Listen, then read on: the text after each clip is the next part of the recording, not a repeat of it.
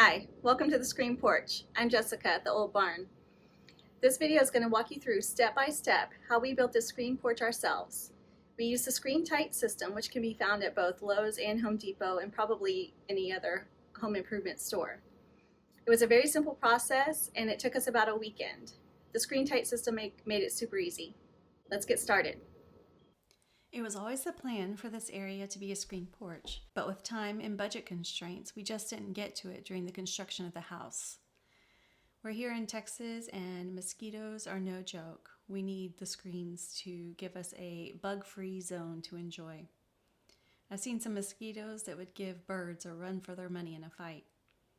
So, a screen porch is something we really wanted for those nice mornings, sipping coffee and cool afternoons for a little quiet and fresh air. The floor and roof were completed during construction, so we weren't starting from nothing. The following is a step-by-step of what we did to take this space from an open covered porch to fully screened in. Our first step was to have our masonry guys build a little brick wall that goes around our porch and matches the existing water table on the house. Once they completed that step, it was our turn to get to work. Before I get to the steps, let's talk materials. We used the Screen Tight system, which can be found at both Lowe's and Home Depot, and probably other hardware stores as well. I've seen others just use a staple gun and some screen, but we wanted this to look professional and tidy, and so the Screen Tight system was an affordable option. This is not a sponsored post, but I am including affiliate links to the Screen Tight system components. You can find those materials in the description below. The first step is to plan and measure. Before doing anything else, we measured our space and our existing columns.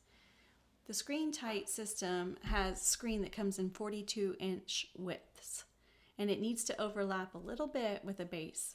So we created a plan that would give us an even spacing between columns, and that even space worked out to be about 40 inches on one wall and about 36 inches on the other wall. Step 2, framing. So to get an even spacing, we would need to box out some columns to make them wider and build some new columns as well in between. We created a pattern with alternating thicker columns and smaller columns to support and receive the base.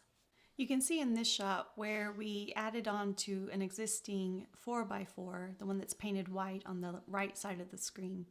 And we boxed it out and made it a little bit thicker, and then in the middle and on the wall where up next to the brick, you can see where we added two 2x4s stuck together to create new columns. Step 3. This step may not be necessary for you, but because we boxed out our columns to get our even spacing, we needed to cover some gaps and give our thicker columns a more finished look. So we added this trim. We made sure to leave about 1.5 inches where the base could attach to the 2x4. All right, step 4 is where we attach the base strips. So we'll screw in the base strips to all 4 sides around where each screen will go, and we'll put a screw in each hole in the strip. There's no need to miter the corners, and we just use snips to cut it to the length. Step 5 is paint. This is a good time to paint if you have exposed wood after adding the base strips. If you didn't add trim and the base strips cover all your wood, then you can go on to the next step, but your interior probably needs a coat of paint. So I recommend using a high quality primer and then a layer or 2 of paint. Now it's time to add the screen. You'll need a roll of screen, scissors, spline, and a spline roller. It helps to have 2 people for this step. Start at the top edge and overlay the screen over the base strip, extending about 1/2 inch past the groove. Lay the spline over the screen and roll it into the groove using the spline roller tool. Stretching the spline just a little bit as you roll will help it to go in a little more easily. Do the same on the sides and then the bottom.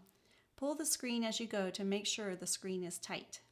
If you get kinks or bunching up in your screen, pull out the spline a little bit and try again, pulling the screen taut as you go. Next, cut off any excess screen. Now we're going to snap on the caps.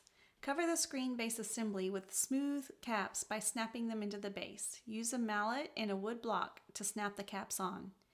Snips will work well to cut the excess length.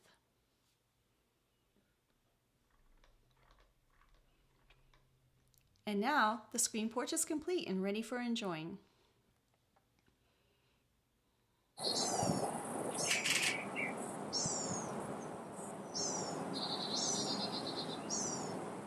Once you get your screen porch all finished up, you may want to check out another post I have about giving your outdoor space vacation vibes. If you love this video and you want more like it, be sure and like and subscribe.